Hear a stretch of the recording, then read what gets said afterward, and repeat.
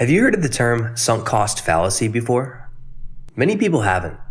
And even if you have, you may not fully understand the impact it has on your life.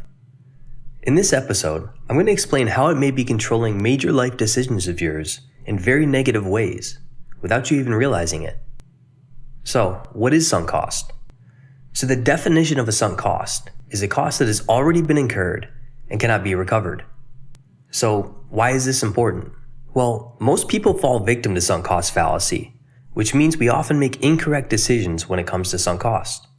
We incorrectly value the sunk cost we have as more than zero, which leads us to suboptimal decision making. Even people who understand expected value can fall victim to this trap. We're wired to believe that the time or money we already have invested into something should be factored into our current decision making. That's flawed logic. This is a bigger problem than you realize, and it's negatively impacting your life. Sunk cost fallacy leads to negative EV decisions, which leads to suboptimal results, which leads to decreased long-term happiness. Take your average entrepreneur. I can't count how many times I've heard, but I've already invested X amount of dollars, or, but I've already spent Y amount of hours. Well, the previous time or money spent should be irrelevant to future decision making. A lot of people allow their past to determine their future, and I don't mean that as some regurgitated inspirational quote. I mean that specifically related to sunk cost fallacy and the impact not overcoming that mentality has on your results. I know of many people who have invested money into a project and incorrectly make future decisions based on feeling committed to the project, even after realizing it probably wasn't optimal. Just because you happen to make a negative EV decision in the past doesn't mean you should keep making negative EV decisions. It's the sunk cost fallacy at work. We tend to compound our mistakes because of our failure to separate emotion from logic when in the moment. We compound negative EV decisions with more negative EV decisions. Sunk cost bias has a crippling effect on the illogical mind. Let me do a thought exercise with you. Let's pretend you have 3 projects going on. You have $1,000 in one project, $5,000 invested in another, and $25,000 invested in a third. Let's say I tell you have to eliminate 2 of the projects and only focus on one. Which do you choose? Well, if you're like most people, you'd answer the question without even asking for more information. You don't even know the expected value of each project or your level of enjoyment from them. Not only would most people answer the question with no hesitation, pretty much everyone would choose the project they'd invested $25,000 in, even if the expected value or happiness from the other projects were higher. Sunk cost bias has enormous control over most people's minds, influencing them to make incredibly flawed decisions. At the risk of getting too philosophical on you, let me bring up one other reason the sunk cost fallacy often controls our decision making.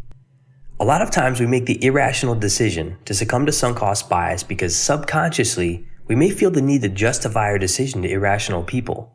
If someone can't think logically, they won't understand why you spent money on a project, then didn't do anything with it. That's illogical to them. Well, for a logical person, it's illogical to think that's illogical. Most people want to conceal what could be conceived as a mistake. We might not even have made a mistake. It might have been plus EV at the time, but it might no longer be plus EV based on changes in the market or new information we didn't have before. Or we may have discovered better opportunities, so maybe it still is plus EV, but no longer plus EV relative to new opportunities. The opportunity cost of bypassing a higher EV option is essentially choosing a negative EV option, no matter what your sunk cost is. It's sunk cost. It's irrelevant. If you've already invested $5,000 in a project where the EV is $50,000, and you find an opportunity where all else is equal, time, happiness level, but the expected value is $150,000, most people would let the $5,000 they invested on the previous project keep them from gaining an extra $100,000 on a better opportunity. Sunk cost bias would convince them that they can't give up the initial project, or they lose $5,000. Most people have not trained their mind enough to overcome the sunk cost fallacy to make an additional $100,000.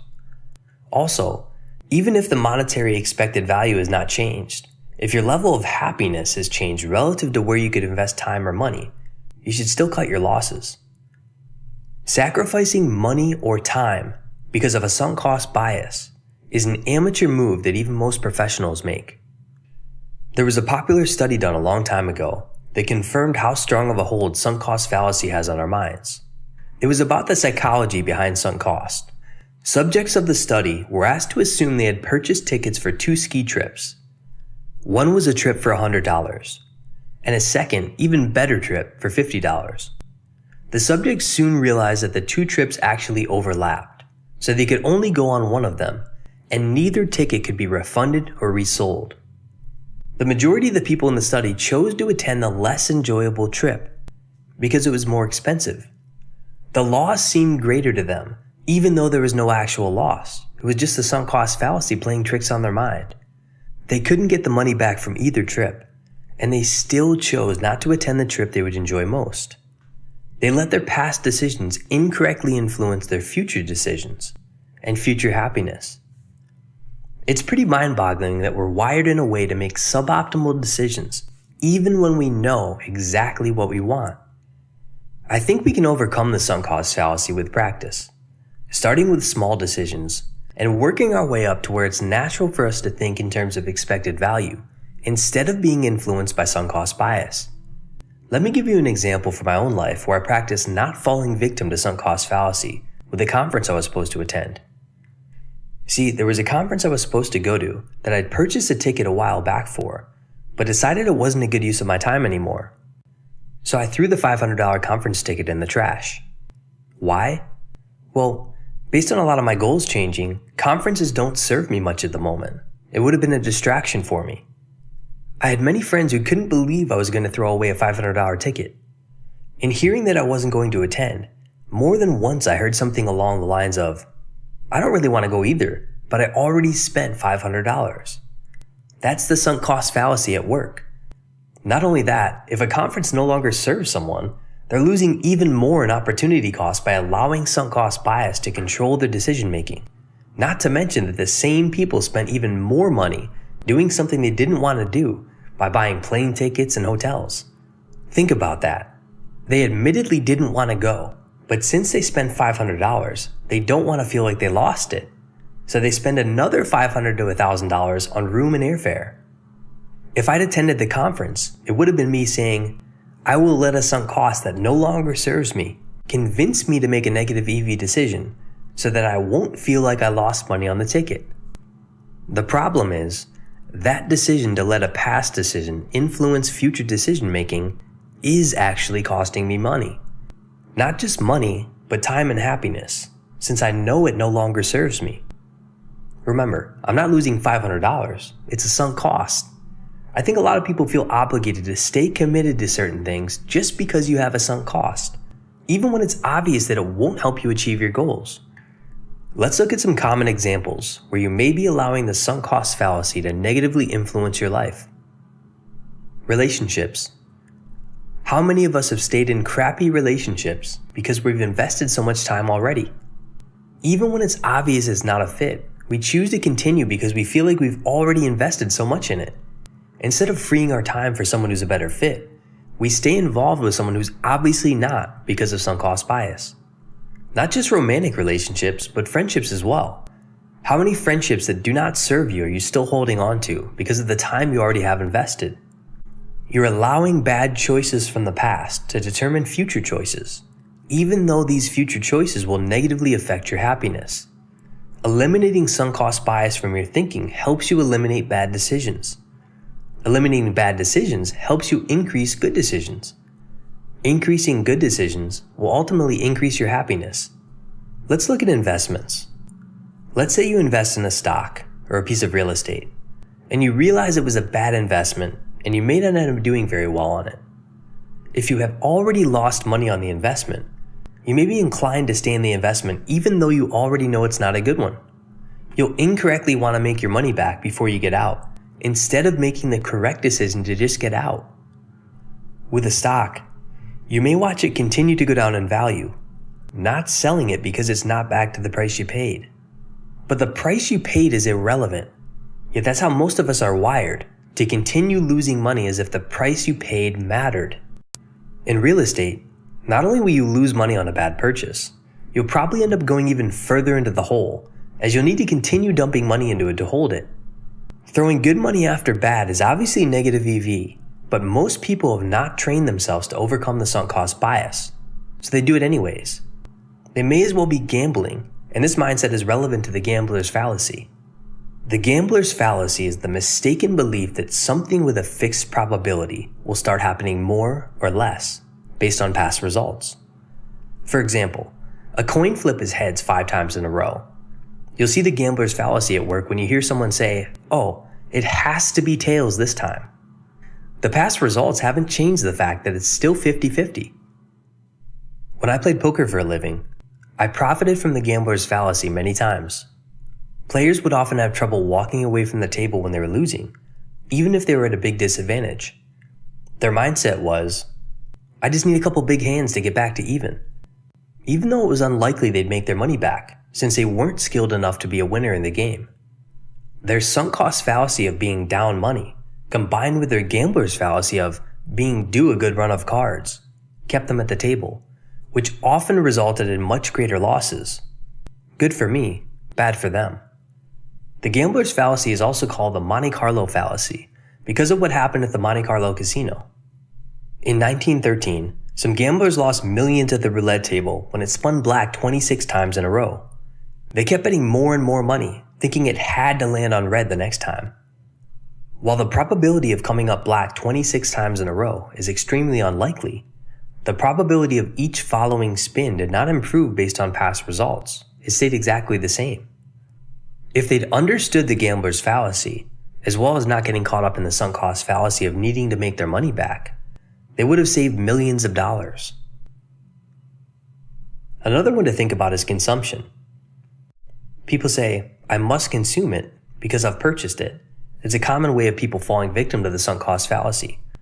Watch someone at a restaurant attempt to eat all of their food, even though they're already full. Even people who are on a diet often allow this bias to control their actions. "I need to finish my plate," they say. They even attempt to justify it with illogical statements like, "There's people starving," as if that's related to their decision. Well, then how does eating it help them? A more logical question would be how to get the food you won't finish to the starving people if that's a real concern of yours. Otherwise, you're just making illogical statements while getting fat. Let's look at the endowment effect. Like anyone else, I'm often bad at throwing things away. I've got all sorts of clothes that I never wear. So why do I still have them? For some reason, I still value them, even though they're of no value to me. The reason for this is called the endowment effect, which is when people place more value on things they own, only because they own them. The reason I wanted to include this example is because it relates to the mindset entrepreneurs have about projects they're involved in.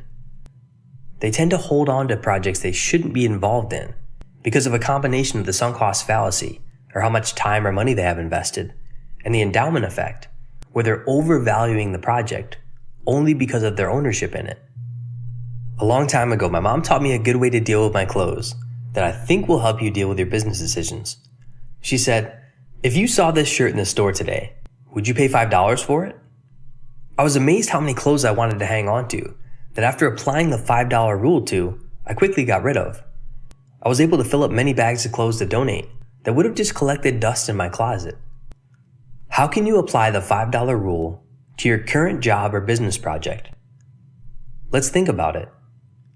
This is probably one of the most important for you to think about. A common line of thought is, "Well, I've already been at my job for X years already. I can't leave now." It's irrelevant that you made the bad decision of getting that job in the past. Don't continually make more bad decisions because of your sunk cost bias. Maybe it was a good decision for you at the time, but you've since realized you want more out of life. Great. Make the decisions that allow you to get more out of life. Every day that you wake up and fail to leave your job or business, if it's not the optimal situation for you, you're likely falling victim to the sunk cost fallacy. If you're involved in a job that's no longer a good one, or no longer makes you happy, you need to leave it. It does not have to be more complicated than that. Don't allow the time or money you've previously invested to influence your future time and money commitments. Always make the plus EV decision. If you're an entrepreneur, it's the same for you and your business venture. It does not matter what previous time or money you have into something. The sunk cost fallacy will only confuse your thinking in a way that leads you to less profits or less happiness. So, how would I apply the $5 rule to your job or business venture? I would ask this question. If I'd never been involved in the project up to this point, would I still want to get involved? Would you pay to get involved? Or is it no longer as enticing when you've eliminated sunk cost bias from your thought process? You'll find that it's often lost its appeal. That shouldn't be viewed as a bad thing. It's a good thing because sunk cost fallacy was influencing your decision of what you should be working on. With the sunk cost bias eliminated, it will allow for more clarity as to what you should actually be doing. If you still think you'll have a hard time overcoming sunk cost bias with your current opportunities, try this. Write down every project you're involved in. Imagine you're no longer allowed to be involved in any of these projects. Now, next to each project, write down exactly how much you would pay to get back in. It's a quick way to be honest with yourself. If you're not willing to pay a good amount of money to be involved, there's a good chance sunk cost fallacy has a hold of you, or else you'd have already quit being involved. This should help give you clarity about which projects you should actually be working on. If there's projects on your list that you wouldn't be fighting to get back in, you shouldn't be letting the sunk cost fallacy hold a cloud over you and be using you as a puppet to work on projects you shouldn't be in. Believe it or not, sunk cost fallacy doesn't always have to be a bad thing. Now that you understand that our mind is made to react in this illogical way, you can actually use it to your advantage. Let me give you an example. If you invest in a gym membership, you'll feel more obligated to go when you normally might have stayed on the couch. The same sunk cost fallacy justifications you use against yourself can be used for you as well. You'll be likely to justify going to the gym with statements such as, "Oh, I have to go to the gym today. I already paid." Even though you having paid is not relevant to whether or not you should go to the gym today, you're allowing sunk cost bias to influence your decision, which happens to be a good thing in this case. I try and purposely put myself in this situation. I travel often, and one of the first things I do is get a gym pass, because I know it'll make me want to go, simply because my mind doesn't want to feel like I'm losing something by not using it. Short-term memberships are often much more expensive, and I've found that the more expensive it is relative to what a normal membership would be, it actually increases the chance you'll go. For example, last year I was in Melbourne, Australia for a few days, and I bought a 3-day pass to the gym for around $40. That's a lot for 3 days in the gym. So even though I fully understood the sunk cost fallacy, I could feel myself being more driven to go to the gym because subconsciously I felt like I was wasting $13 a day if I didn't go. So sometimes sunk cost fallacy can be helpful, and you can use it to your advantage. Whether that's investing in a gym membership, a trainer, a business coach, or something else where you can take advantage of the flaws of your mind for your own benefit. Here's some things to remember about the sunk cost fallacy.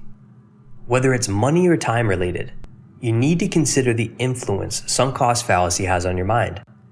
Consider the opportunity cost of operating with sunk cost bias driving your ship instead of logic. Correctly evaluating your expected value and opportunity costs will help you. Don't think like this. Well, I've already got $5,000 into it. I need to make my money back first before I can move on. Well, no, you don't. If it's a crappy business project, you'll make $5,000 back much faster by focusing on a good one. But I've already got 6 months into this idea. I have to make it work.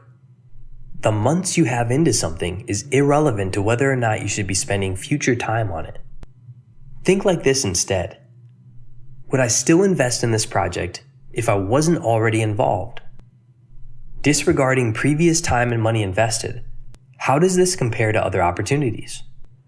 A lot of people's failure to understand expected value means they consistently make negative EV decisions that they attempt to justify with emotional rationalization, a common one being sunk cost fallacy. The funny thing is, anytime you allow sunk cost fallacy to influence decisions, you're actually going to make it harder and harder on yourself to let go in the future. Essentially, falling victim to sunk cost bias not only means you're making a negative EV decision now, but increases the chance you'll make a negative EV decision in the future, because at that point you'll be even more invested. Is there anything you're currently spending time or money on that one of the main reasons you're doing so is because of the time or money you already have invested? If so, I urge you to step back from what you're doing and evaluate the situation logically. Is this the best use of your time or money at the present moment? If not, for your financial future and happiness, it's imperative that you realize sunk cost fallacy is driving your ship and that you must take over the wheel. You'll make substantially more money long term if you understand the concept of sunk cost fallacy, and more importantly, how to make sure you only let it influence your decisions when it's to your advantage. The rest of the time, you need to make sure it's not taking you off course. This will open you up to more plus EV opportunities and less stress. More plus EV decisions plus less stress equals increased happiness.